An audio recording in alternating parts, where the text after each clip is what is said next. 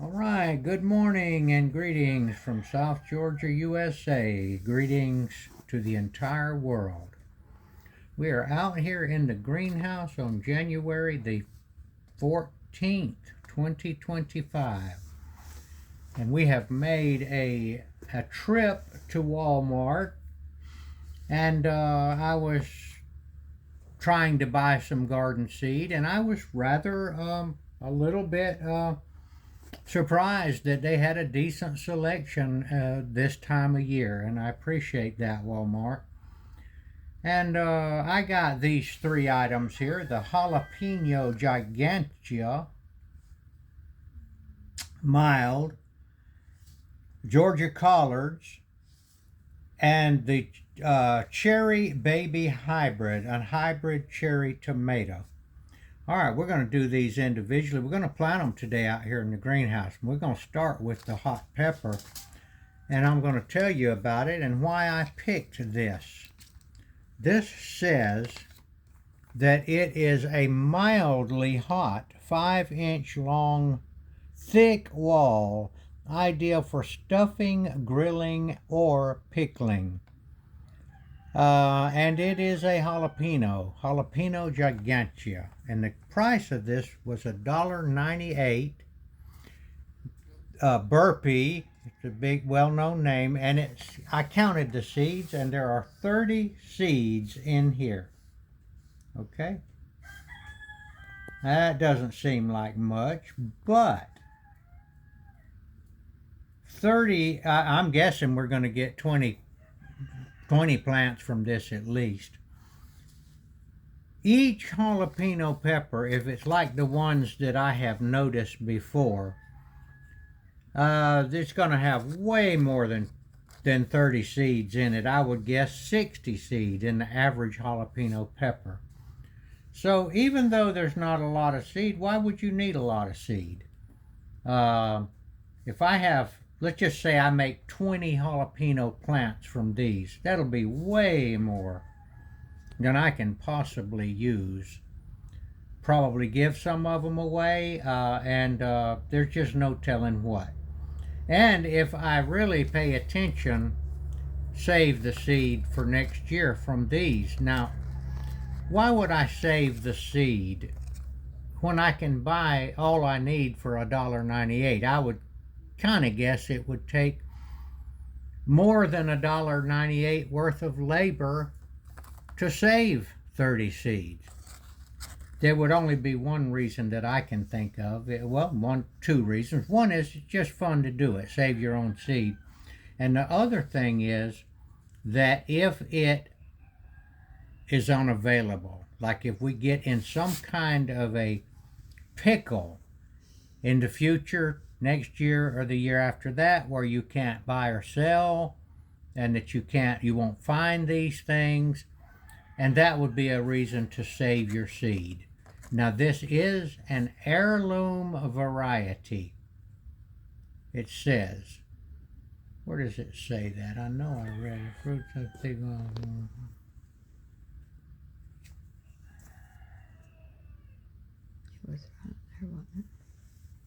Well, yeah, I know it said heirloom variety on here somewhere, but I can tell you, there it is right there. I tore it off. This is an heirloom variety.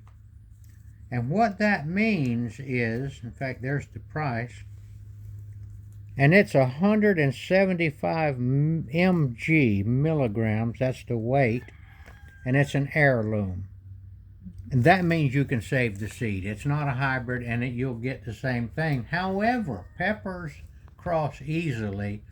So if you grow different kind of peppers, it's possible that you won't get this same thing. However, saving seed, 30 seeds. So we're going to plant them here. I'm just going to do one, show you how I'm going to do it. I've got 3 sections, and I've got 3 different things. So we've got 1, 2, 3, 4, 5, 6. We got 18 here. This is our section for the jalapeno. We got 18 cubicles. We got 30 seeds. So we're going to go to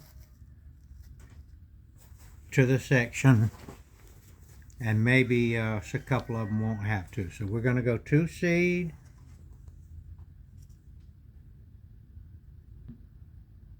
And it's a halfway decent sized seed. That means it needs to be covered. You can put a decent amount of cover over it. So let's go with about 1/4 of an inch, and let's get it nice and firm. Okay, so I'm not going to bore you with planting the whole thing, but I'm going to plant these 2 trays right here. So we're going to pause, and then we'll get back to you about the other 2 varieties. Okay, now this is not absolutely necessary, but vermiculite works very well at covering seeds. But one of the problems I have is the vermiculite I have is too big. It's kind of chunky, so I've made me a little screen and put a rubber band around it and got it on this can. Now I can rub this around here and let the smaller pieces fall through it and get the size that I want. Now this, like I said, to plant the seeds that I'm planting right now, this jalapeno gigantica, I don't actually have to put vermiculite on it. I could just put some of the potting mix on it. But this may actually give some of you an idea of when you do need to come up with a finer grade of the vermiculite or any other material that you need to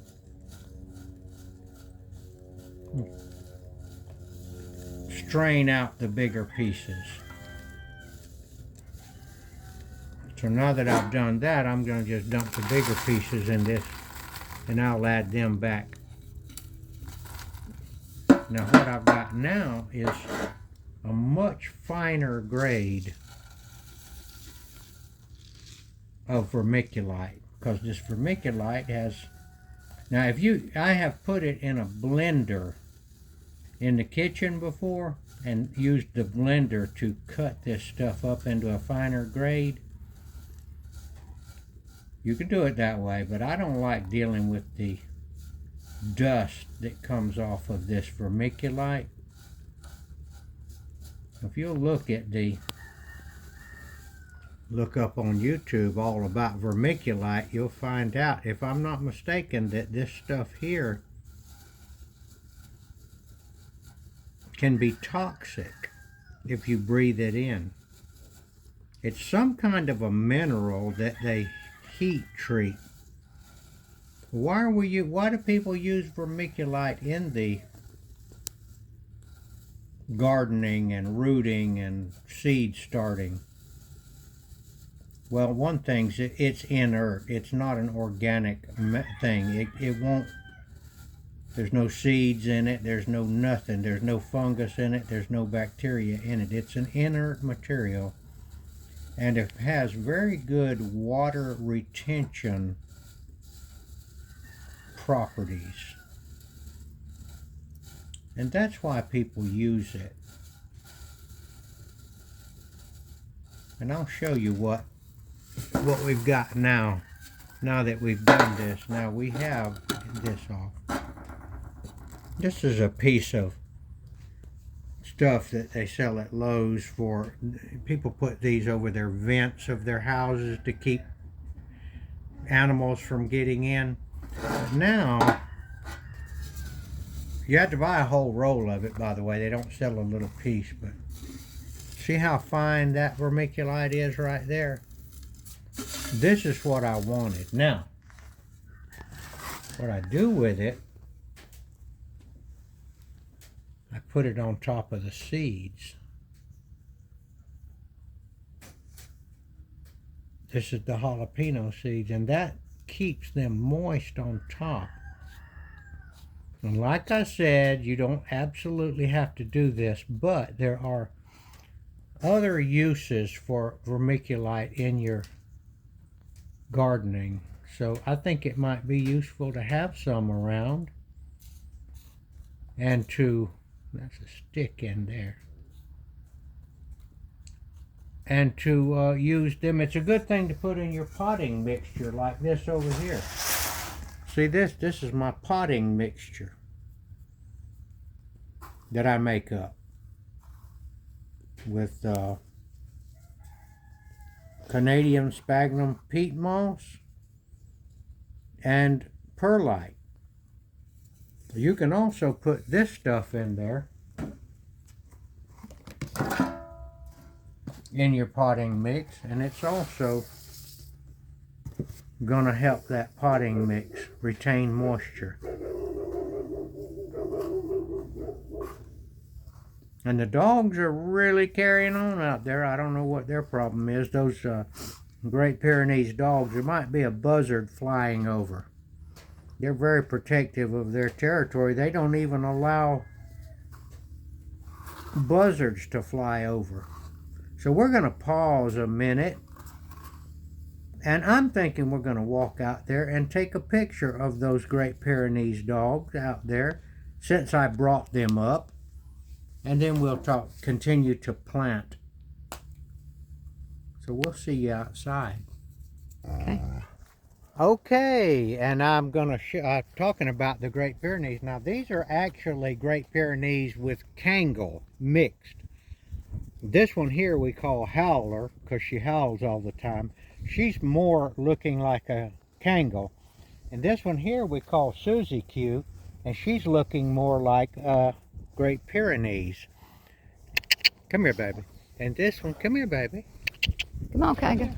Come here. This is the mama dog of all of them. She's getting some real age on her. She is a very nearly a pure Kangal. Okay, just to let you know, and we don't know what they were barking at, but we just thought we'd come out here and look. Okay, back to the greenhouse. All right, now we're going to go to the Cherry Baby Hybrid, the Burpee Cherry Tomato, $1.96. And it says, super productive plants have dense cascading clusters of up to 350 sweet 1-ounce cuties. Good in a large container or the garden. Indeterminate. I guess maybe everybody doesn't know what indeterminate means. That means that this plant will continue to grow in height for the entire season until you have to stake it to keep it from falling on the ground. Okay, so we're going to see how many of these seeds we get. You see that says it's a hybrid now. This is a hybrid. That means they've crossed two different kinds of cherry tomatoes to get this. All right, we're going to check up on it and we'll get right back to you. Okay. Okay, so I have opened this. There are 20 seeds in this packet. The packet was $1.96. It's going to be $2 just to estimate the price. It's actually a little more. 20 seeds for $2, that's 10 cents a piece, isn't it? 20 times 10 is, these seeds are 10 cents a piece. Boy, that's a little bitty package of tomato seed, but let's look at it this way. These are going to make great big indeterminate plants. They probably grow 8 feet tall if you take good care of them. And for $2, you're going to get your one little basket of cherry tomatoes is going to be worth $2. So the thing about the tomato seed, we're going to this section. And a while ago, I said there was 18 here. There's only 12 per section here. So I was wrong about saying there was 18. All right, the thing about the tomato seed, they are way smaller than the jalapeno that I just planted. And so this vermiculite that I sifted out into a smaller size will come in very handy on this kind of planting. Now, there's 20 of them. So I'm going to put one in each, the middle of each one. And I am not going to push them under the ground because that's where that vermiculite's going to come in to cover them up. The smaller the seed, the less you have to cover them.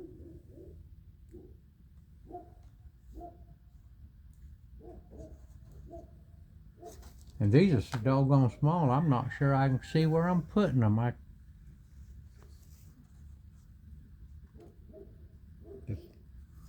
Okay, we're going to get back to you in a minute when I get through putting these out.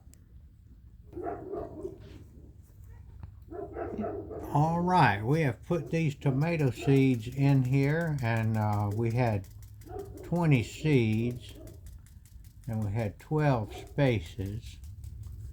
So some of them had 2 and some of them had 1.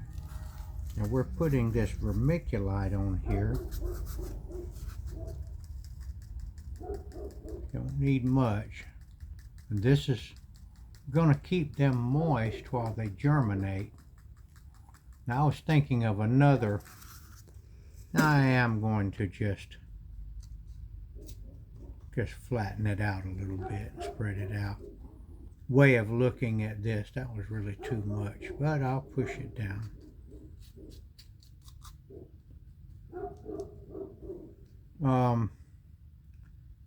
Seeds are 10 cents a piece.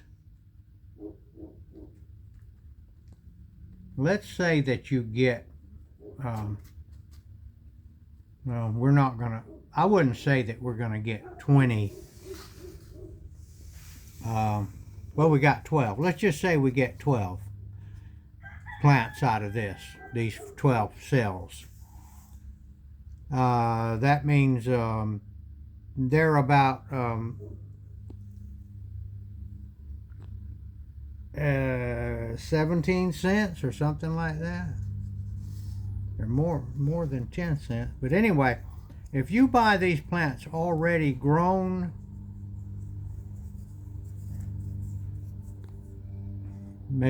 maybe they're that big, you're going to pay $2 or $3 just for one plant. Those already grown plants have gotten amazingly expensive. So I still think it's a good deal, and that's the purpose of this video. Is it a good deal to buy these Walmart seeds? I think it is. But I think it's going to help you to know how to do it. Now, your seed growing trays, you can buy them too. And if you'll be careful with them, you can use them over and over again. So I don't know how much one of these costs, but of course you don't have to have these seed growing trays either, you know, but you can do these in paper cups, you know. Yes, I think it's still a good deal, but you really need to have some knowledge in how to plant these and to have them survive to the point where you can put them in the ground or either in a large pot and get your cherry tomatoes. And there is one other thing about this that you can't really put a price on. It's an intangible. And I will say the joy of growing your plants. I'm going to add a third thing. The joy of growing. Gardening is fun. It's going to get your food cheaper than having to buy it. I'm going to add a fourth one. I just thought of another one. It's fun. You're going to get your food cheaper. You're going to get food that you know what's been on it. Because they spray produce with all kind of noxious chemicals, and you don't have to do that. This stuff will grow without all that. And number 4 is you are going to, now I've lost number 4 now, but let me tell you, I think gardening is good and fun, educational. And so we've got a tag that we're going to put in here, and then we're going to pause a minute, and then we're going to get around a totally different situation with the Georgia collards. I can tell there's a lot more seed in there than there is these other things, but that's a different vegetable right there. That is a vegetable of a different nature, so we'll get right back to you. All right, I have opened up the Georgia collards, and I can tell there's a lot more seeds in there. That's got to be 40.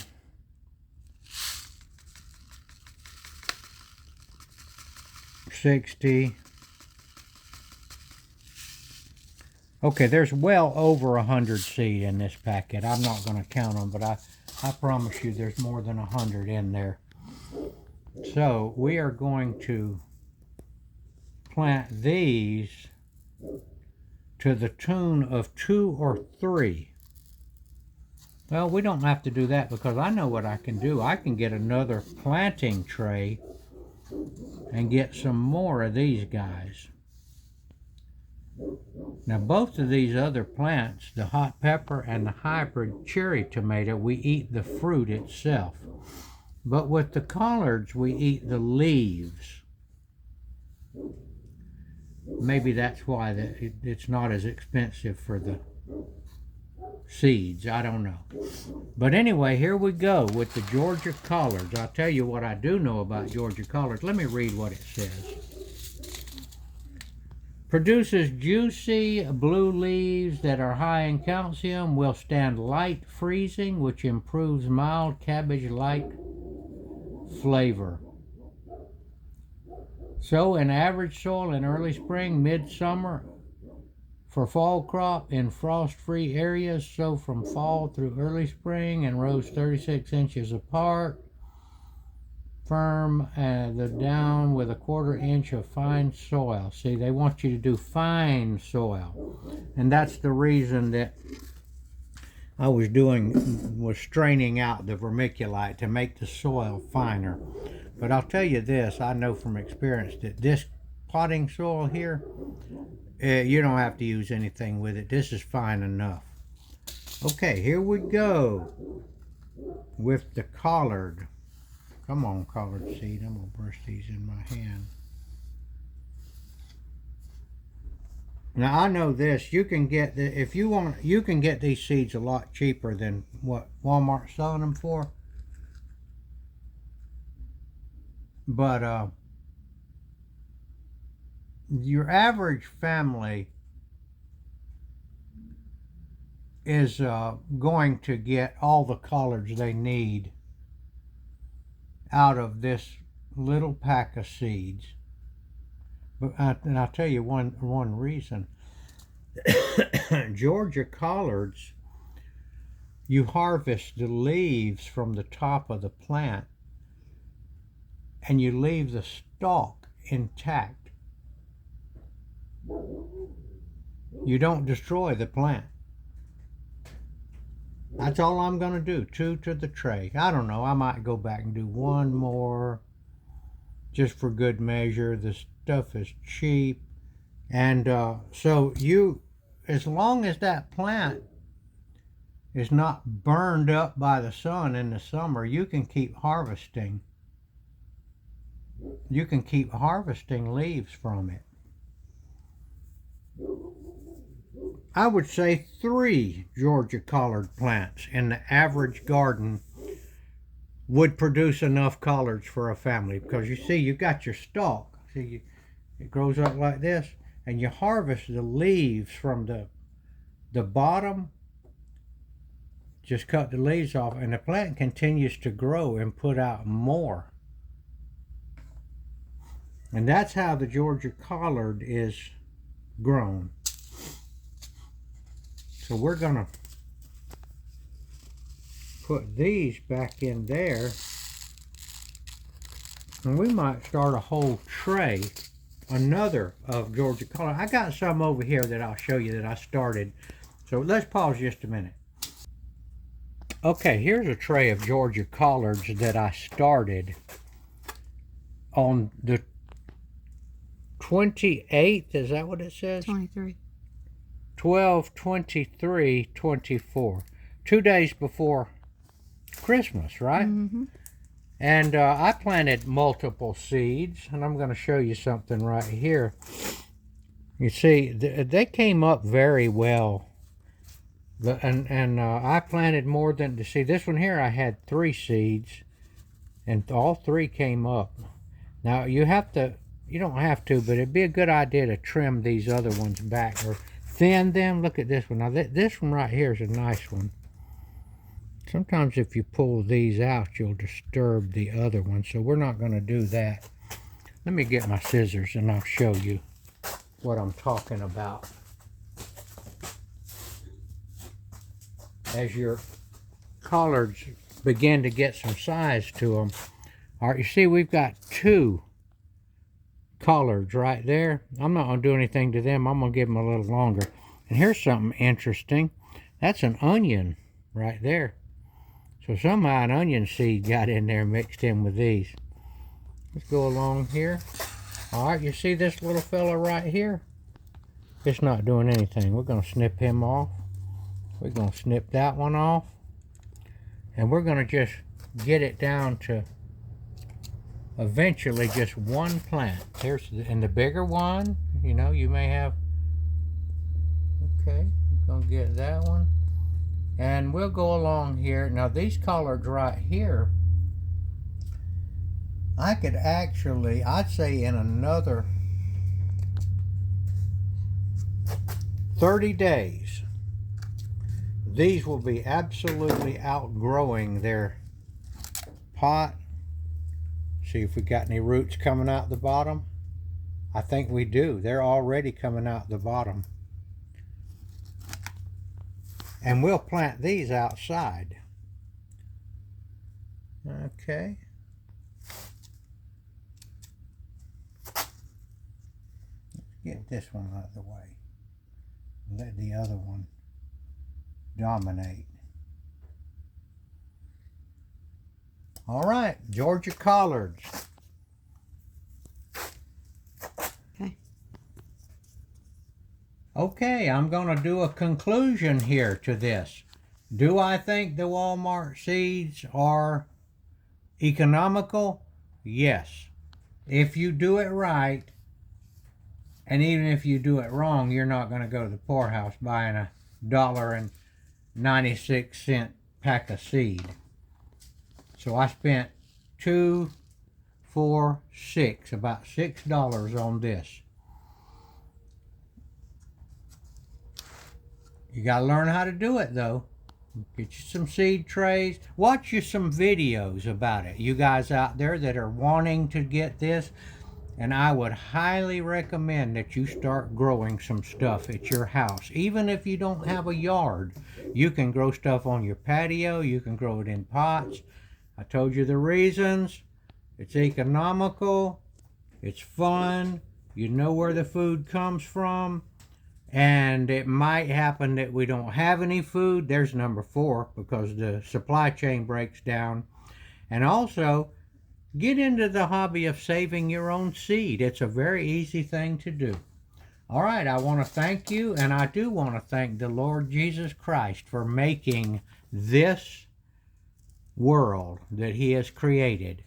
And I want to call you out there to please check Jesus out by reading in the Bible the Gospels of Matthew, Mark, Luke, and John, and see if something that Jesus says resonates with you, because He may well have been talking to you and calling you.